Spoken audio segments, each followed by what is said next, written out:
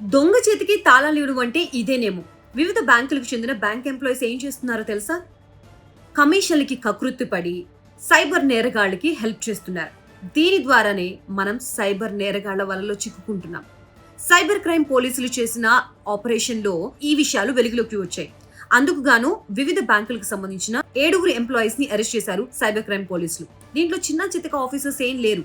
Branch managers, bank managers, sales managers ఇలా అందరూ పెద్ద పెద్ద వాళ్లే ఉన్నారు. సైబర్ కేటుగాళ్ళు యూజ్ చేసే మ్యూల్ అకౌంట్స్ మీద ఫోకస్ చేసి ఆపరేషన్ చేస్తే సైబర్ క్రైమ్ పోలీసులకి నిగ్గు తేల్చే విషయాలు బయటకు వచ్చాయి. ఇందుకే ఈ బ్యాంక్ ఎంప్లాయీస్ సైబర్ కేటుగాళ్ళకి ఏ విధంగా హెల్ప్ చేస్తున్నారంటే ఇల్లీగల్ కరెంట్ అకౌంట్స్ ఓపెన్ చేయడంలో హెల్ప్ చేస్తున్నారు.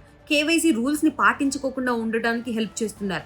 అలాగే వెరిఫికేషన్ చేయకోకుండానే అకౌంట్స్ ఓపెన్ చేయడానికి హెల్ప్ చేస్తున్నారు ఈ బ్యాంక్ ఎంప్లాయీస్. ఈ మహానుభావులు చేసిన ఈ పనికి ఎంతో మంది సైబర్ నేరగాళ్ల బారిన పడి విలవిలలాడుతున్న పరిస్థితి మనం చూస్తూనే ఉన్నాం. ఇలాంటి ఆఫీసర్స్ ఇంకా బ్యాంక్స్ లో ఎంతమంది ఉన్నారో, ఎంతమంది బయటికి రావాల్సి ఉందో తెలియదు. కానీ వీళ్ళ చేసిన నిర్వాకం వల్ల మనం రిస్క్ లో పడిపోతున్నాం.